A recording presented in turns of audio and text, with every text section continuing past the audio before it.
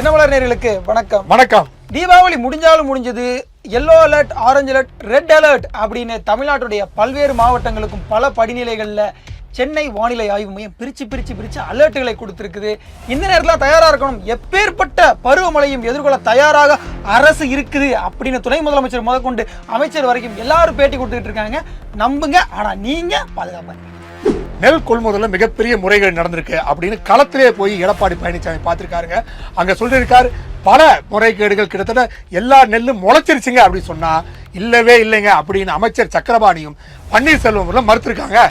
சொத்து வரி செலுத்தாத பேரூராட்சி தலைவரை பதவியை விட்டு நீக்குங்க அப்படின்னு நீதிமன்றத்திற்கு வழக்கு போட்ட ஒரு மானஸ்தர்.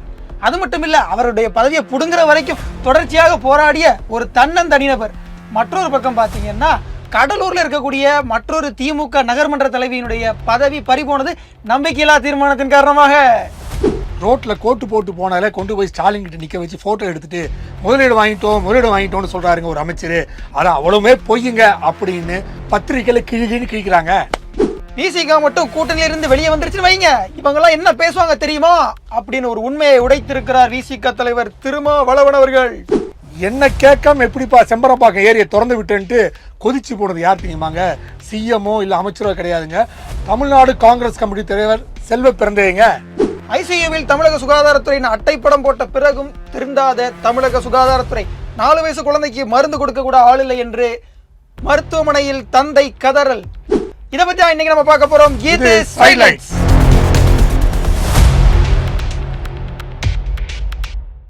தீபாவளி முடிஞ்சாலும் முடிஞ்சது. ஏற்கனவே தீபாவளியில் வெடித்த வெடி, பட்டாசு போன்றவற்றுடைய புகைகள் எல்லாமே பயங்கரமாக ஒரு புகை மண்டலமாகவே காட்சியளிச்சுது. அந்த புகையிலிருந்து வெளியே வந்துடலான்னு பார்த்தா சென்னைக்குள்ளே வர முடியல. அவ்வளோ பெரிய டிராஃபிக் ஜாமு. கிளாம்பாக்கம் பகுதிகளில் எவ்வளோ பெரிய துன்ப உயரங்களுக்கு நடுவில் போனதே பாதி பேர் தீபாவளி முடிஞ்ச பாதி பேர் போனாங்க. ஆமாம், அது வேற. அவங்க எல்லாரும் காலையில் போய் எண்ணெய் தேய்ச்சி குளிக்கலான்னு பார்த்தாங்க. ஆனால் நைட் ஆகி அடுத்த நாள் காலையில் தீபாவளி நேரத்தை முடிஞ்சு போச்சுப்பா அப்படின்னு பல பிரச்சனைகள். சரி, தீபாவளியை முடிச்சுட்டு அதுக்கப்புறமா இங்கே வரலான்னு பார்த்தா இங்கே வர்றதுக்கு நாள் பத்தல. இதுக்கு நடுவில் மழை. அதாவது தீபாவளி முடியல, அதுக்கு முன்னாடி மழை துவங்கிடுச்சு. மழை. ஆமா, ஒரு எல்லோ அலர்ட். சரி, அதோட நிறுத்திட்டா பரவாயில்ல. அடுத்து ஆரஞ்சு, அதோட நிறுத்தினீங்களா?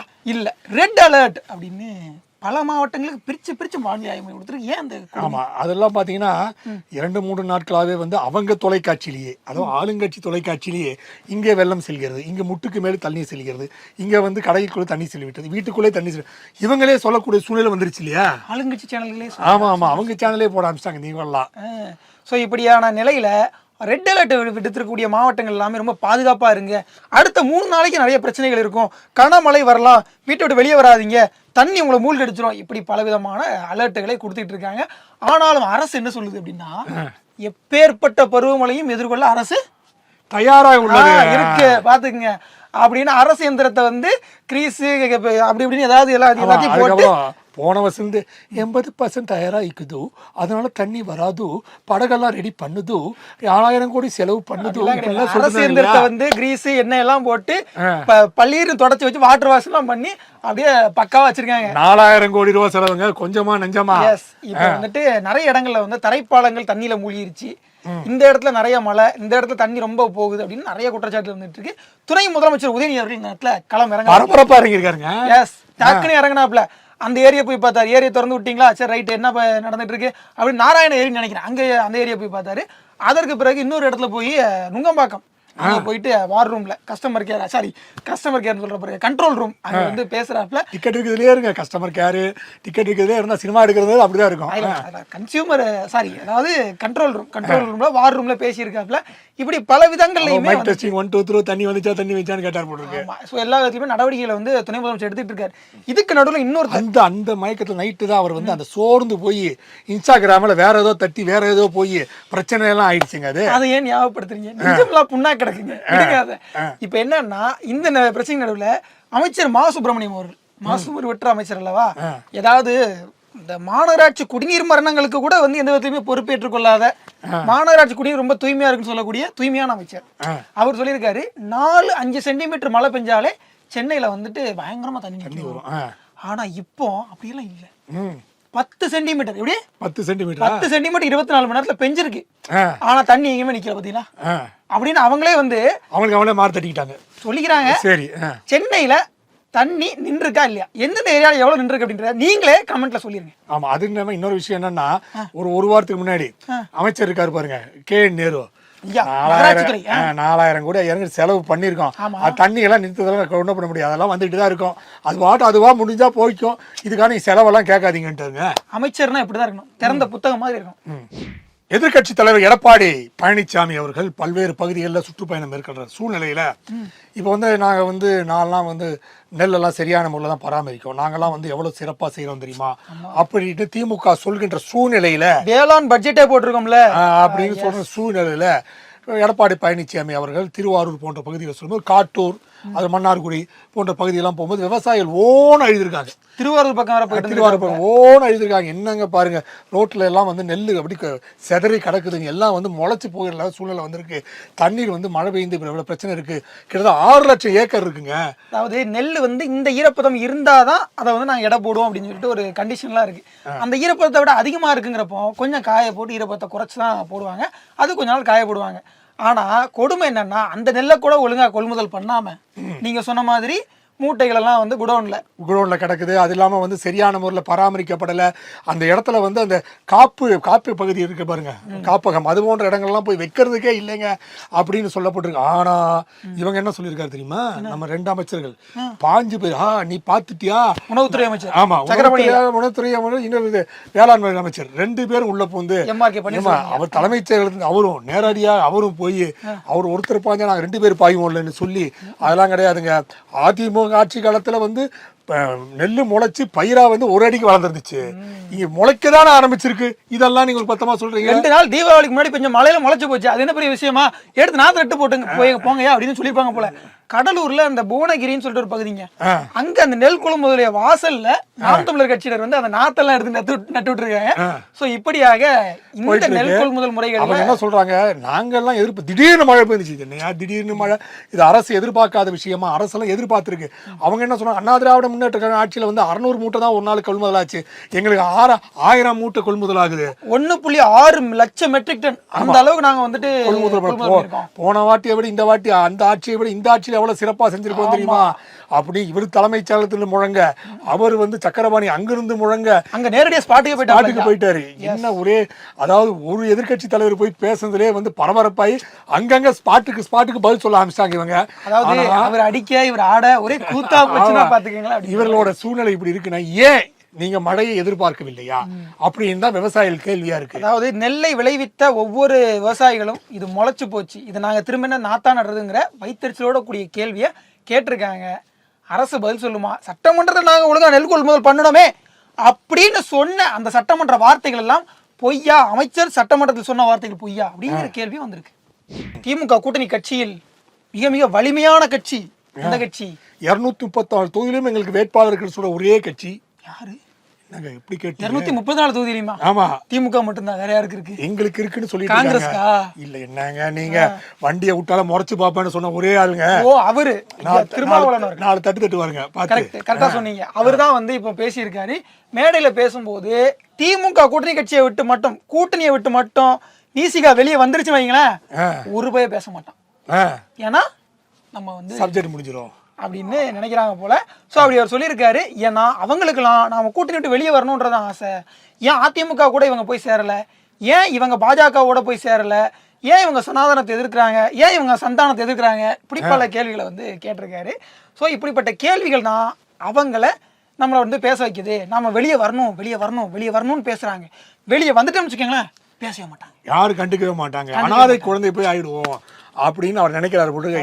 நீங்க வெளியேறி போய் பாருங்களேன், நீங்க வெளியேறி போனாலே வன்னியரசு, ஆடு நவாசு, அப்புறம் ஷா நவாசு, அப்புறம் பாலாஜி, இவங்கெல்லாம் சேர்ந்து மறுமலர்ச்சி விடுதலை சிறுத்தை அப்படின்னு கட்சி ஆரம்பிச்சு நாங்க திமுக ஆதரிக்கிறோம்னு சொல்லுவாங்க. அதாவது திமுகவால் 2ஆக உடைக்கப்பட்ட கட்சிகள் 1வது கட்சியாக நீங்க வந்துருவீங்க. ஏன்னா ஏற்கனவே 2016 இது மாதிரி தேமுதிக வெளியே வரும்போது சந்திரகுமார் இப்ப சேலத்தை ஜெயிச்சிருக்காரு பாருங்க, சந்திரகுமார் ஈரோடு ஜெயிச்சாரு பாருங்க சந்திரகுமார். அவர் தலைமையில வந்து மறுமலர்ச்சி தேமுதிகன்னு ஆரம்பிச்சு கருணாநிதி வச்சாரு. ஐயா முத்துசாமி அவர்களை எதிர்த்து அன்றைக்கு வெற்றி பெற்றவர் தான் ஐயா சந்திரகுமார் அவர்கள்.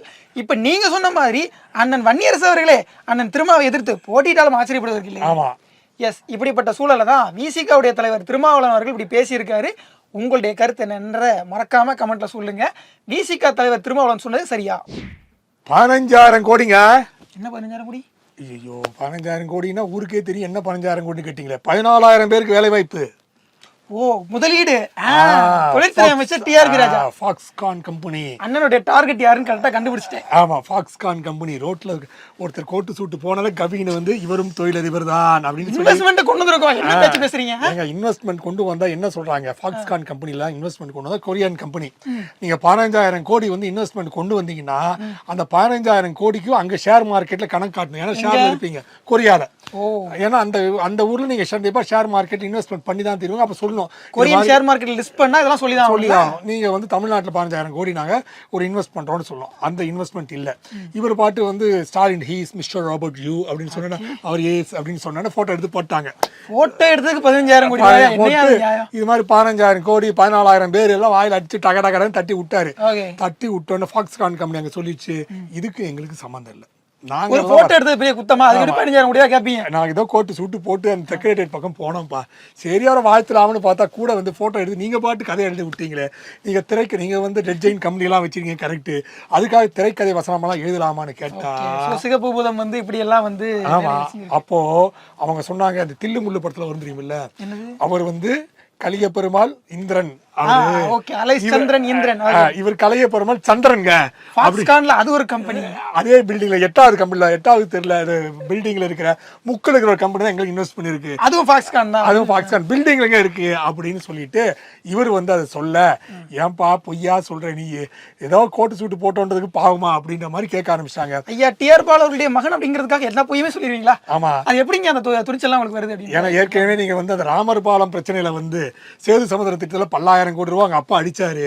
அப்ப ஆமா, பெரிய லெவல்ல வந்து அந்த பாலத்தை அமைக்கிறோம், அங்க பேசிக்கிட்டு அதே பொய்ய வந்து பையனை மெயின்டைன் பண்றாருங்க.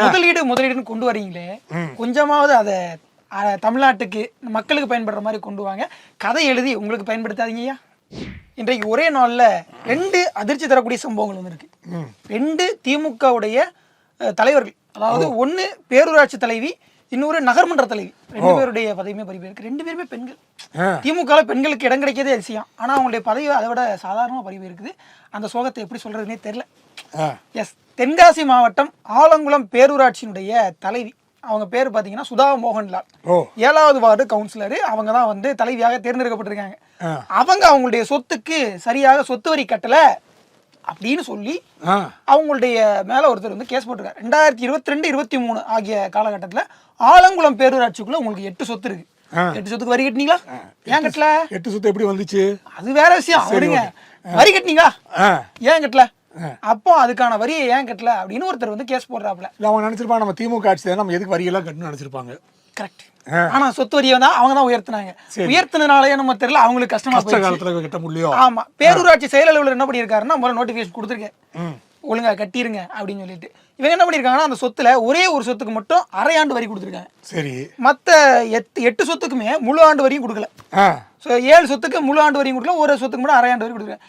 இதுக்கு பிறகு இந்த கேஸ் வந்து பெரிய பிரச்சனையா மாறுது. மதுரை உயர்நீதிமன்றத்துக்கும் போகுது.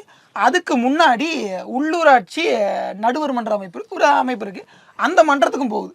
போனதற்கு பிறகு இவங்களை ஏன் தகுதி இழப்பு செய்யக்கூடாது அப்படிங்கிற கேள்வி கேட்டிருக்காங்க. இதற்கு பிறகு மதுரை உயர்நீதிமன்ற கிளைக்கு போகுது. மதுரை உயர்நீதிமன்ற கிளையை அவங்க நடவடிக்கை எடுங்கன்னு சொல்லியிருக்காங்க.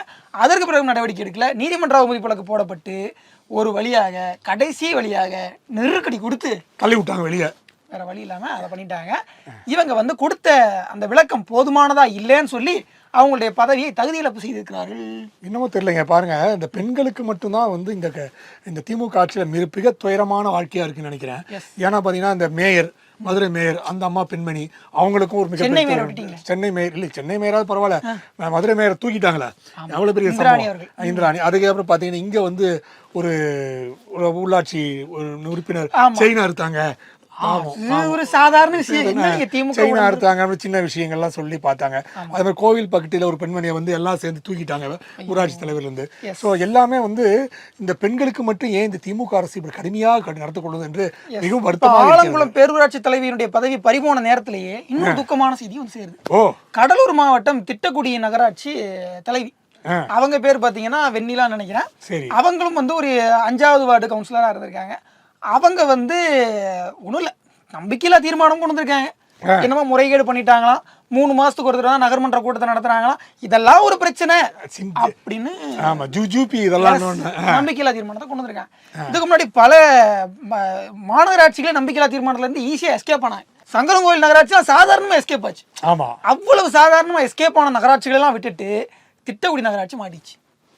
அதுல வந்துட்டு அவங்களுடைய மேல அந்த நம்பிக்கையில்லா தீர்மானத்துல வந்து அதிகப்படியான வாக்குகள் விழுந்து அவங்க வந்து பதவி இழந்திருக்காங்க. ஸோ இப்படிப்பட்ட 2 சோகமான நிகழ்வுக்கு மத்தியில விசிகாவுக்கு எந்த மாநகராட்சி மேயரும் கிடைக்கல அப்படிங்கறத நினைச்சு நான் சந்தோஷப்படுறேன். உங்களுக்கு எல்லாம் மனசாட்சியே இல்லையா? ஏன் நீங்க இப்படி பண்றீங்க? என்னைய பார்த்தா கேக்குறீங்க? உங்களை பார்த்து கேட்கலைங்க. தீபாவளி கூட பட்டாசு வெடிக்காதவன் அரசு அதிகாரியை பார்த்து ஒருத்தர் கேட்டிருக்காரு. யார் தெரியுமாங்க? ஸ்ரீபெரும்புதூர் சட்டமன்ற உறுப்பினர் செல்வ பெருந்தகை. என்ன எது கேட்டிருக்காரு? அவர் என்ன கேட்டிருக்காருன்னா, அந்த செம்பரம்பாக்கம் ஏரி இருக்குல்ல, அதை திறந்து விடும்போது நான் எம்எல்ஏ, என்ன கேட்காம நீங்க எப்படி திறந்து விடணும்? நான் தானே பூ போட்டு திறந்து விடணும். திறந்து விடணும். அப்படி இது பூ போட்டு திறந்து விட உபரி நீர் எப்படி திறந்து விட முடியும் கேட்டு அது எப்படி கேட்கறாரு? இந்த பக்கம் ஒரு 10 மீடியா மைக் எப்படி வச்சிருக்குது, இப்படி வச்சுக்காரு. என்ன அதிகாரி பாவம் இல்லை, என்ன பண்ண முடியும்? அவர் பாவம் இல்லை சார், நீங்க வந்து அமைச்சர்கள் மதிக்கலையா, அதெல்லாம் மதிக்கல, என்ன மதிக்காம இருக்கும்? நான் ஒரு எம்எல்ஏ, மக்கள் அவருக்கு என்ன ஒரே பதட்டம்னா 2015 மாதிரியும் 2021 மாதிரியும் வெள்ளம் வந்துடக்கூடாது, இந்த தண்ணி திறந்து விட்டு அப்படின்னு ஒரு வருத்தத்துல என்ன கேட்டு திறந்து விட்டா அந்த தண்ணி ஒழுங்கா போகும்ல. என்ன கேட்டு திறந்து விடாம தண்ணி குறுக்க முறுக்க போட்டு என்ன பண்றது? நீங்க அதாவது உங்களை கேட்டு திறந்து விடுறதுனால தண்ணி ஒழுங்கா போயிடாது சார், நீங்க ஒழுங்கா வேலை பார்த்துட்டீங்கன்னா தண்ணி ஒழுங்கா போகும். அவர் நினைச்சிருக்காருங்க, ஏப்பா இதுவாவது எனக்கு கொடுங்கப்பா, காங்கிரஸ் கட்சியும் கூட தான் என்ன மதிக்கிறது கிடையாது. பார்த்தா இது வேற வீட்டில் சாக்கடை தண்ணி ஊற்றினாலும் ஊற்றலாம், இருந்தாலும் நான் சொல்கிறேன், நான் இந்த பிரச்சனையெல்லாம் நீ கேட்காம இருக்கலாமா அப்படின்னு வேற கேட்குறாருங்க அவரு. ஓகே, கரெக்டாக தான் சொல்கிறீங்க. இருந்தாலும் கூட செல்வ பிறந்தவர் என்ன சொல்கிறாருன்னா, நான் 15-16 ஏரியாவுக்கு ப்ரோக்ராம் ஃபிக்ஸ் பண்ணி நான் போகணும், அடுத்து அங்கே ஏதாவது வெள்ள பாதிப்பு இருக்கான்ற செக் பண்ணணும் அப்படின்னு நியாயமாக மக்கள் பக்கம் நிற்கிறதுக்காக தான் கேட்டார். கேட்டவர் இந்த தண்ணியை திறந்து விடுறதுக்கு நீ எப்போ திறந்து விட்டாங்க? நேற்று சாயங்காலம். ஆமாம். அப்போ உத்தரவிட்டது யார்? அரசு உத்தரவிட்ட போதே ஐயாவுக்கு தெரிஞ்சிருக்கணும். ஆமா, இல்ல ஐயாவுக்கு ஒரு அறிவிப்பு அனுப்பியிருக்கணும். அது வந்து கிடைச்சதா என்னன்னு தெரியல. ஐயா வந்து அந்த உத்தரவு போட்ட திமுக அரசு கேட்பாரா? கேட்க மாட்டாரு. ஏன்னா கூட்டணி சீட்டு வராது, ஏற்கனவே சீட்டு துணை முதல்வர்னு போஸ்டர் அடிச்சவரையே வந்து விசாரணைக்கு உட்படுத்தின ஒரு மனுஷன். அதனால அதெல்லாம் வாய்ப்பு இல்லை. இருந்தாலும் ஐயா அவர்கள் வந்து கோவப்பட்டு இப்படி கேட்டிருக்காருன்னா ஐயாவுக்கு மரியாதை கொடுங்கப்பா. அதுவும் பாருங்க, சும்மா கேட்கல, அவ்வளவு மீடியா மைக்கு பிடிச்சிருக்கு, மைக்கு முன்னாடி அதிகாரி கேள்வி கேட்டிருக்காரு அவரு. சூப்பர். குசுறு தகவல் இல்லை, உண்மை சொன்னா ஒரு முக்கியமான தகவல் என்னன்னா, ஐசியூல தமிழக சுகாதாரத்துறை இருக்குன்னு அட்டைப்படம் போட்ட பிறகும், இது குசுறு தகவல், உசுறு போகிற தகவல். அதாவது அப்படி அட்டைப்படம் போட்ட பிறகும் திருந்தாத தமிழக சுகாதாரத்துறை கிருஷ்ணகிரியில ஒருத்தர் தன்னுடைய பையனுக்கு 4 வயசு பையனுக்கு காய்ச்சல்னு சொல்லிட்டு நடுராத்திரியில போயிருக்கார் ஆஸ்பத்திரிக்கு.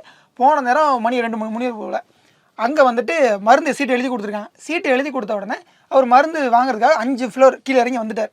வந்ததுக்கு பிறகு இந்த சீட்டு கிடையாது, வேற சீட்டு வேணும் அப்படின்னு சொல்லிட்டு அவங்க சொல்லியிருக்காங்க. அதுக்காக 5 மாடி நான் ஏறி இறங்கிட முடியுமா அப்படின்னு சொல்லி அவர் கேட்டிருக்காரு.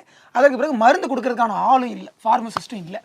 அதற்கு பிறகு அவர் வெளியே போய் வேற ஒரு பிரைவேட் ஹாஸ்பிட்டலுக்கு போய் அங்கே வந்து மருந்துலாம் பார்த்துட்டு திரும்ப அரசு மருத்துவமனைக்கு வந்து கேள்விகளை கேட்டிருக்காரு. இது சரியா, இது நியாயமா? தீபாவளி நேரத்தில் இந்த மாதிரி எமர்ஜென்சி யாரும் வரமாட்டாங்களா? ஆனால் தீபாவளி ஒரு நாள்லேயே 50 தீ விபத்துன்னு சொல்லிட்டு வெடிக்காத நிறைய பேர் வந்தாங்க. ஸோ இப்படிப்பட்ட சூழல்ல ஏன் தமிழக சுகாதாரத்துறை இவ்வளவு மோசமாக இருக்குது அப்படிங்கிற கேள்வியை இந்த நிகழ்வின் மூலமாக மக்கள் மனதில் அவங்க அவர் என்னங்க 5 சென்டிமீட்டர் 6 சென்டிமீட்டர் தண்ணி அளந்து பார்த்துக்கிறேன், நீங்க போய் அவர்கிட்ட போயிட்டு கேட்குறீங்க.